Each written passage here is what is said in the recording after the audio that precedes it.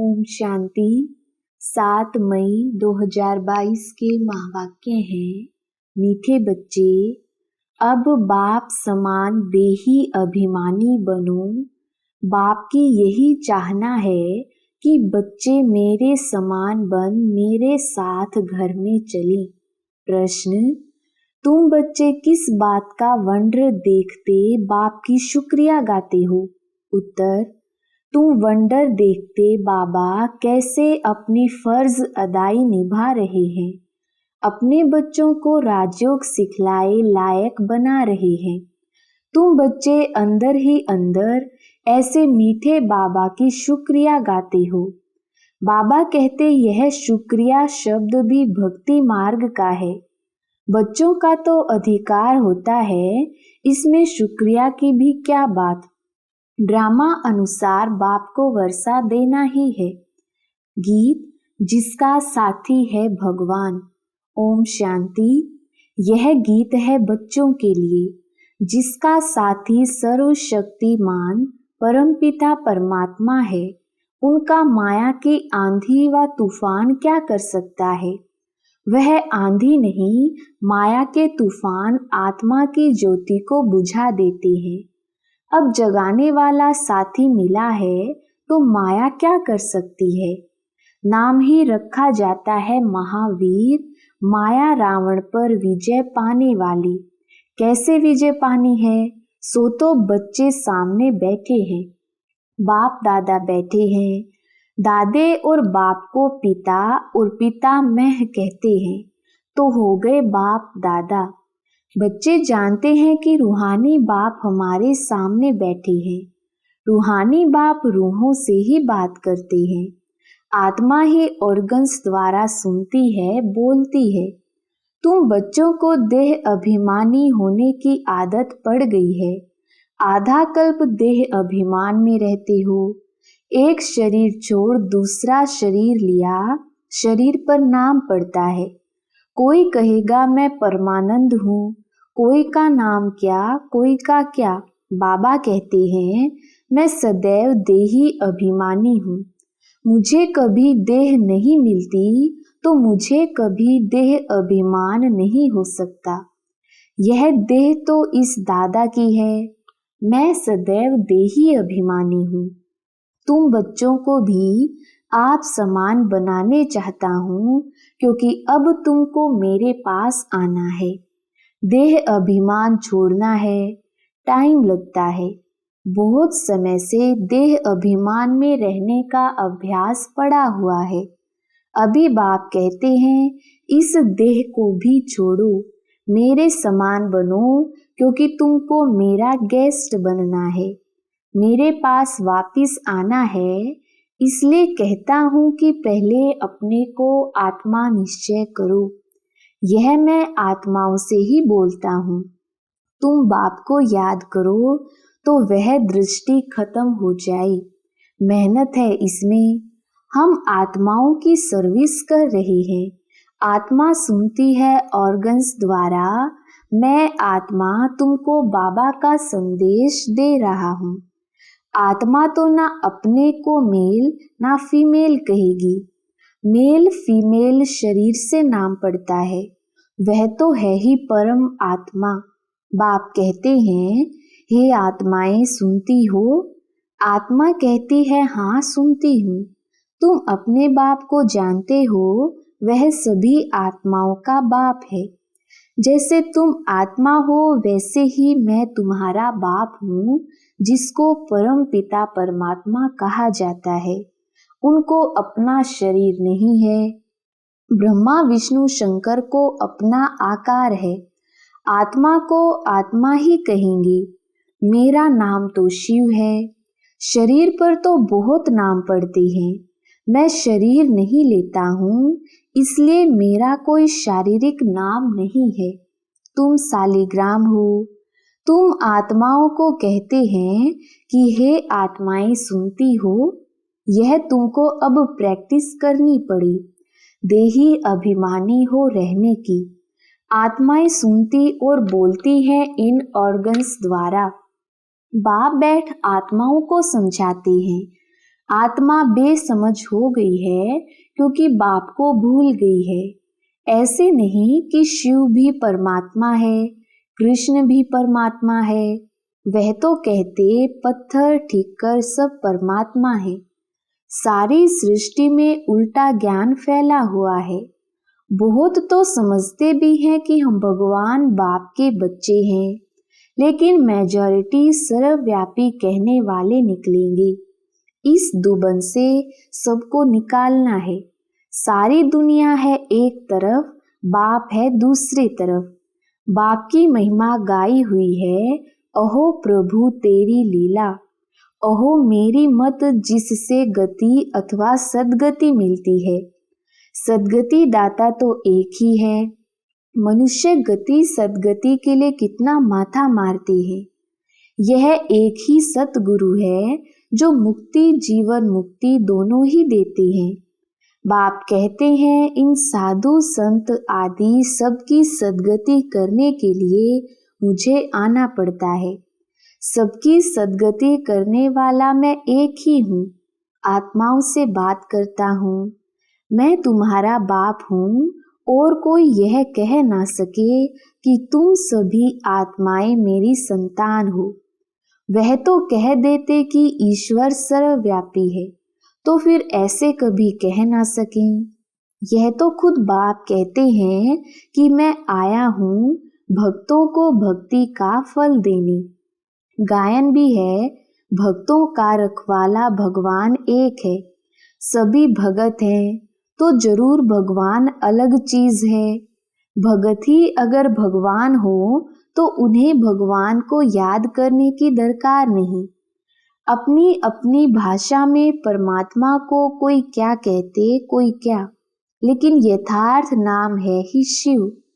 कोई किसकी गलानी करते हैं व डिफेम करते हैं तो उन पर केस करते हैं, परंतु यह है ड्रामा, इसमें कोई की बात नहीं चल सकती। बाप जानते हैं कि तुम दुखी हुए हो, फिर भी यह होगा। गीता शास्त्र आदि फिर भी वही निकलेंगे, परंतु सिर्फ गीता आदि पढ़ने से तो कोई समझ ना सके। यहाँ तो समर्थ चाहिए। शास्त्र सुनाने वाले किसके लिए कहें कि मेरे साथ योग लगाने से हे बच्चे तुम्हारे विकर्म विनाश हो जाएंगे, यह कह ना सके।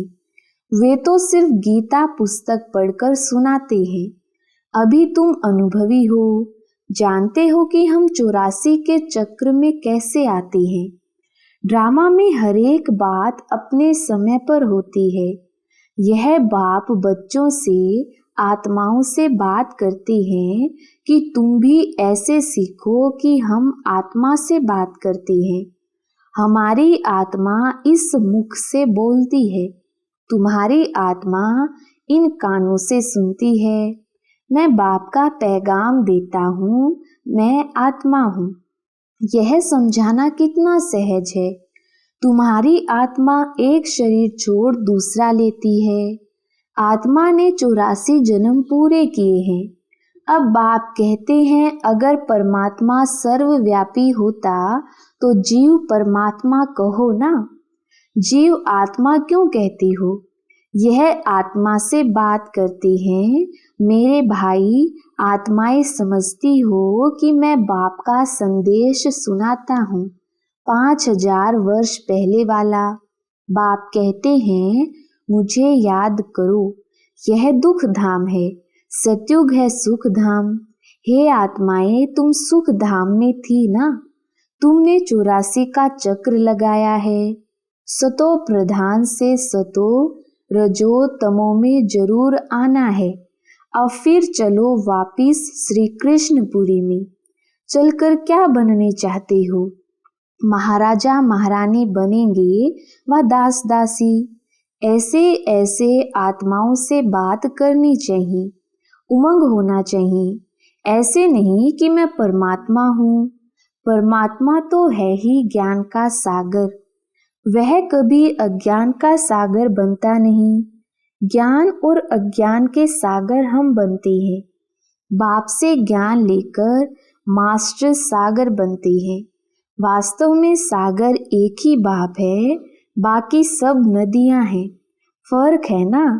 आत्मा को समझाया तब जाता है जबकि आत्मा बेसमझ है। स्वर्ग में थोड़े ही किसको समझाते हैं। यहाँ सब बेसमझ, पतित और दुखी हैं।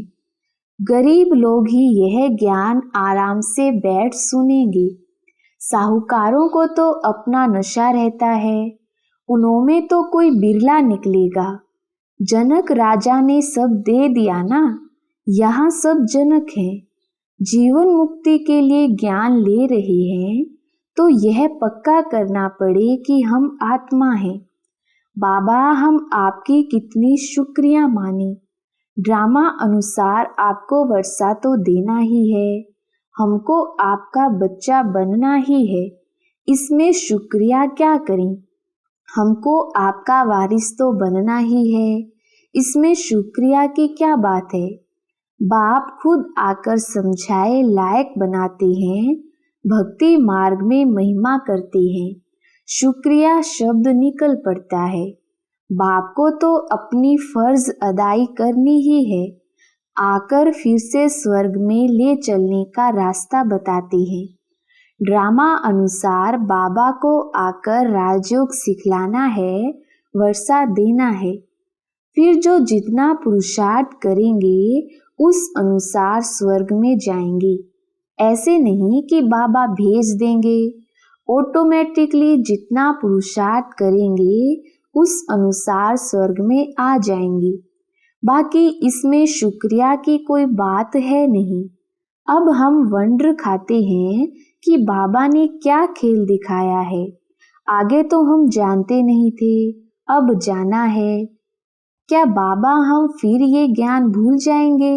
हाँ बच्चे, हमारी और तुम्हारी बुद्धि से ज्ञान प्राय लोप हो जाएगा। फिर समय पर इमर्ज होगा, जब ज्ञान देने का समय होगा। अभी तो हम निर्वाण धाम चले जाएंगे। फिर भक्ति मार्ग में मैं पार्ट बजाता हूँ। आत्मा में ऑटोमेटिकली वह संस्कार आ जाते हैं। मैं कल्प के बाद भी इस ही शरीर में आऊंगा, यह बुद्धि में रहता है। परंतु फिर भी तुमको तो देही अभिमानी रहना है, नहीं तो देह अभिमानी बन पड़ते हैं। मुख्य बात तो यह है, बाप और वर्षे को याद करो। कल्प कल्प तुम वर्षा पाते हो पुरुषार्थ अनुसार। कितना सहज कर समझाते हैं। बाकी इस मंजिल पर चलने में गुप्त मेहनत है। आत्मा पहले पहले आती है तो पुण्य आत्मा सतो प्रधान है, फिर उसको पाप आत्मा तमो प्रधान जरूर बनना है। अब फिर तुमको तमो प्रधान से सतो प्रधान जरूर बनना है। बाप ने पैगाम दिया है कि मुझे याद करो। सारी रचना को बाप से वर्षा मिल रहा है। सबका सद्गति दाता है ना, सब पर दया करने वाला है, अर्थात सर्व पर रहम करने वाला है। सत्युग में कोई दुख नहीं होगा। बाकी सब आत्माएं शांति धाम में जाकर रहती हैं। तुम बच्चे जान गए हो कि अभी कयामत का समय हुआ है। दुख का हिसाब किताब चुकतू करना है योग बल से। फिर ज्ञान और योग बल से हमको भविष्य सुख के लिए खाता भी जमा करना है। जितना जमा करेंगे उतना सुख पाएंगे और दुख का खाता चुकतू होता जाएगा। अभी हम कल्प के संगम पर आकर दुख का चोपड़ा चुकतू करते हैं और दूसरी तरफ जमा करते हैं। यह व्यापार है ना। बाबा ज्ञान रतन दे गुणवान बना देते हैं। फिर जितना जो धारण कर सके। एक एक रतन लाखों की मिल्कियत है, जिससे तुम भविष्य में सदा सुखी रहेंगे। यह है दुख धाम, वह है सुख धाम। सन्यासी यह नहीं जानते कि स्वर्ग में सदा सुख ही सुख है। एक ही बाप है जो गीता द्वारा भारत को इतना ऊंच बनाते हैं। वह लोग कितना शास्त्र आदि सुनाते हैं, लेकिन दुनिया को तो पुराना बनना ही है। देवताएं पहले नई सृष्टि में राम राज्य में थे, अभी देवताएं हैं नहीं, कहाँ गए? तब 84 जन्म किसने भोगे और किसके भी 84 जन्म का हिसाब निकल ना सके। 84 जन्म जरूर देवता धर्म वाले ही लेते हैं। मनुष्य तो समझते कि लक्ष्मी नारायण आदि भगवान थे, जिधर देखो तू ही तू है। अच्छा भला सर्वव्यापी के ज्ञान से भी सुखी हो जाते हैं। क्या यह सर्वव्यापी का ज्ञान तो चलता आया है, फिर भी भारत तो कंगाल नरक बन गया है। भक्ति का फल तो देना ही है भगवान को। सन्यासी जो खुद ही साधना करते रहते, वह फल क्या देंगे? मनुष्य सद्गति दाता तो है नहीं। जो इस धर्म के होंगे वह निकल आएंगे। ऐसे तो बहुत सन्यासी धर्म में भी कन्वर्ट हुए हैं, वह भी आएंगे। यह सब समझने की बातें हैं। बाबा समझाते हैं, यह प्रैक्टिस रखनी है कि मैं आत्मा हूँ। आत्मा के आधार पर ही शरीर खड़ा है। शरीर तो विनाशी है, आत्मा अविनाशी है। पार्ट सारा इस छोटी आत्मा में है। कितना वंडर है, साइंस वाले भी समझ ना सकें। यह इमॉर्टल इम्पेरिशेबल पार्ट इतनी छोटी आत्मा में है। आत्मा भी अविनाशी है तो पार्ट भी अविनाशी है। अच्छा मीठे मीठे शिकिलधे बच्चों प्रति माता पिता बाप दादा का याद प्यार और गुड मॉर्निंग। रूहानी बाप की रूहानी बच्चों को नमस्ते। हम रूहानी बच्चों की रूहानी बाप दादा को याद प्यार गुड मॉर्निंग और नमस्ते जी। धारणा के लिए मुख्य सार। पहला पॉइंट, कल्प के संगम पर योग बल से दुख का चोपड़ा चुकतू करना है, नया जमा करना है। ज्ञान रत्नों को धारण कर गुणवान बनना है। दूसरा पॉइंट, मैं आत्मा हूँ, आत्मा भाई से बात करता हूँ, शरीर विनाशी है। मैं अपने भाई आत्मा को संदेश सुना रहा हूँ। ऐसी प्रैक्टिस करनी है। वरदान, शुभ भावना और श्रेष्ठ भाव द्वारा सर्व के प्रिय बन विजय माला में पिरोने वाले विजयी भव। विस्तार, कोई किसी भी भाव से बोले व चले, लेकिन आप सदा हरेक के प्रति शुभ भाव श्रेष्ठ भाव धारण करो। इसमें विजयी बनो तो माला में पिरोने के अधिकारी बन जाएंगे, क्योंकि सर्व के प्रिय बनने का साधन ही है संबंध संपर्क में हरेक के प्रति श्रेष्ठ भाव धारण करना। ऐसे श्रेष्ठ भाव वाला सदा सभी को सुख देगा, सुख लेगा। यह भी सेवा है तथा शुभ भावना मनसा सेवा का श्रेष्ठ साधन है। तो ऐसी सेवा करने वाले विजयी माला के मणके बन जाते हैं। स्लोगन, कर्म में योग का अनुभव करना ही कर्म योगी बनना है।